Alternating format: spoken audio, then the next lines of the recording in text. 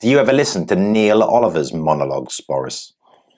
What? That guy who used to narrate that TV programme, Coast, but now does some balmy, god-awful whinge fest every Saturday night on GB News. Yeah. Yeah, religiously. Who's this Neil Oliver, then? He used to present the TV programme Coast, but now he hosts a weekly show on GB News. You should give it a watch, Harry. Oh, I will. Always nice to get some help in life with the thing that I find the most difficultest. What's that? Thinking. Ah, yes, well, that's where politicians come in. We provide a framework for a life free of thinking. You can leave all that to us. That would be quite convenient, actually. I think he's a brave man, braver than me, and he raised an interesting point in his most recent monologue. If we all decided to collectively not pay our gas bill, what would happen? Well, that's an easy one. Everyone would have their gas shut off, causing a calamity at the centre of the economy, plunging us all into chaos and destitution. Next question. Yeah, but I wonder, though, because I never thought of that, actually. Well, that's because you're a fine, upstanding member of the community, Harry, who would never consider being so vulgar as to not pay your dues, and neither would I, making the whole notion impossible anyhow. But what if everyone just stopped paying? Well, we haven't got enough prisons. What could anyone actually do? Yeah, no, but it's not going to happen, Harry. Get him an amaretto.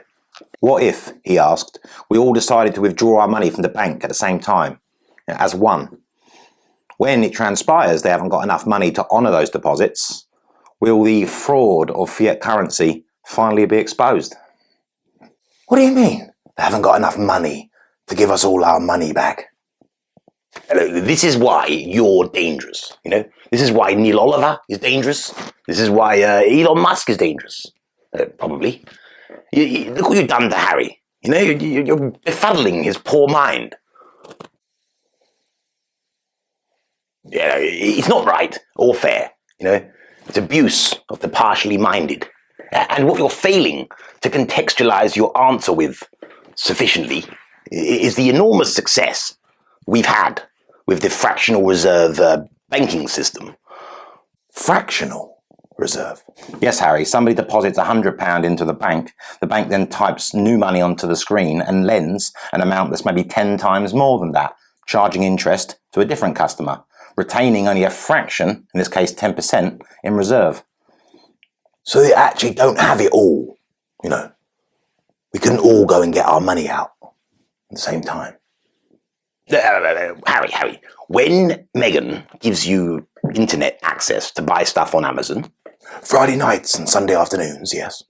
Does your card work when you go to pay? Yeah, well, Apple Pay, but yeah. Yeah, which is because it's real money, That's the danger of listening to these people, They're making problems where problems don't exist, creating problems when they're not there, We've got experts overseeing the financial system. Really? Oh, yeah, really clever money men, in the city, and scientists studying the science of money. It's all over my head and your head. Well, not over my head, but certainly over your head. But all you've got to know is it's being monitored by experts. Everything. Monitored by experts. Fine. Oh, great. Phew. I was getting a bit worried there for a moment. Although we can never, and will never be able to, all take all of our money out at the same time, Harry. Yeah, you see, now that doesn't sit comfortably with me. Elon Musk. Yes, that's why I brought him up earlier. This free speech stuff that he's pushing for, this is what it causes. It's dangerous, It's manifestly dangerous. Like Perseus' quest to slay Medusa. Oh, it's a kind of heroic, too. No, just a dangerous bit. Okay, bad example. What I'm getting at is the free speech, the kind of free speech that Elon Musk is arguing for, allows the likes of Barman and balmy Neil Oliver to come along and, confuse your precious little mind. I actually find that quite insulting. No, Harry, look, when I said your precious little mind, I wasn't trying to be offensive or insulting in any way. I was just trying to say that your mind has, remained hitherto unsullied by the bizarre rantings of bearded Scotsman on GB News and cynical barman at Old Ferry Bar, happiness prevails in the settled mindset, not in the perpetually disturbed one. Okay? So, if you let, this serpent tongue into the inner workings of your ear hole, no offence, None taken. then you're going to become jittery and uncomfortable and start questioning things that don't need to be questioned. And worst of all, you'll lose your faith in the experts. And then where will we be, eh? Oh yeah, well, I do have faith in the experts. Well, of course you do, Harry. Sensible. I mean, where else would we be otherwise? We would be cast adrift on the stormy waters of a perilous sea, bereft of notepad and compass. And these scallywags who rocked the boat, they won't be there for you, supplying you with answers, taking the steering wheel of history. No? No, get on with it yourself, they'll say. Experts are dangerous, they'll say. Elites are trying to take you over, they'll say. What you want, apparently, is to be in charge of your own destiny, with all the responsibility dumped on you. Really? No, I'm not quite sure I could, handle that. Because I don't know how to, generate a gas supply or, grow food or, work a sunbed. So, I'd just be walking around like a starving, ghostly white ex-prince with useless gas pipes and a talent for writing songs. Exactly. One of his themes, Harry, Whose? Neil Oliver, Oh, yes, of course. Carry on. is that experts are too often wrong or simply inaccurate. Like modellers. Take Neil Ferguson, for example. Now, he wasn't just wildly wrong with his alarmist modelling on COVID-19. He's been wildly wrong on every single bit of modelling he's ever done. Yeah, good old Nelly. And whilst we were being locked down based on the predictions of these models and told by political experts and hack journalists that anyone who questions it is mentally ill and wants to kill Granny, he was playing out trampolines with somebody else's wife behind his own wife's back, exposing all involved, children and all, to the terrible dangers of a disease that we're all locked down because of. Oh, I love trampolines.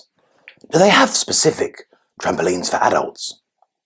Experts, according to Oliver, and I must say I'm in full agreement, are managing a decline in our living standards, our happiness, our health and our wealth, all under the rationale of a convoluted expert mumbo-jumbo, which doesn't add up at the best of times and is flatly ludicrous at the worst.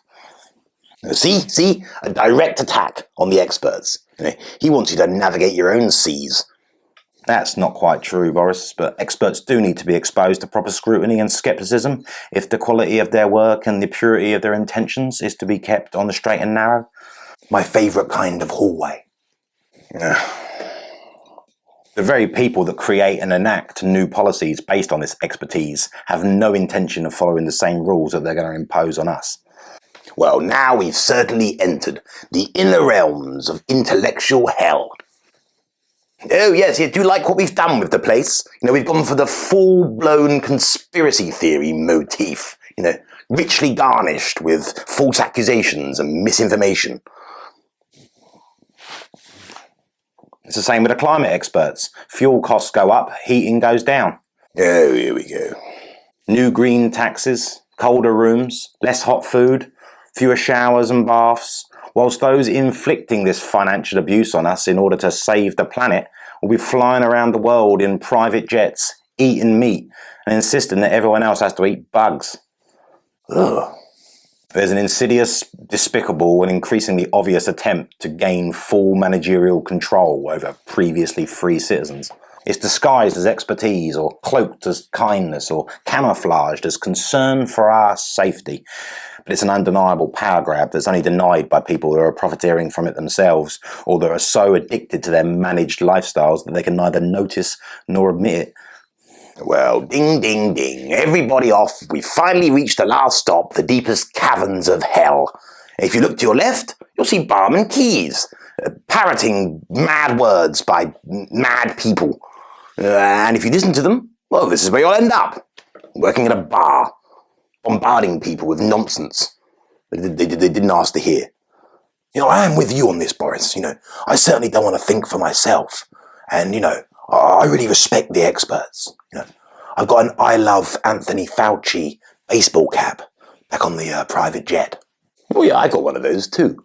But I'm a little bit, concerned that the rules aren't the same for everyone. Barman and this Oliver Neal chap have got me thinking. Yeah, well done. Yeah, it doesn't quite sit right with me. Well, do you think Meghan should be treated the same as the rest of the rabble? Oh, no, of course not. When you put it like that, sounds like this Oliver Neal chap's off his rocker. Yeah. Amaretto, please, Barman.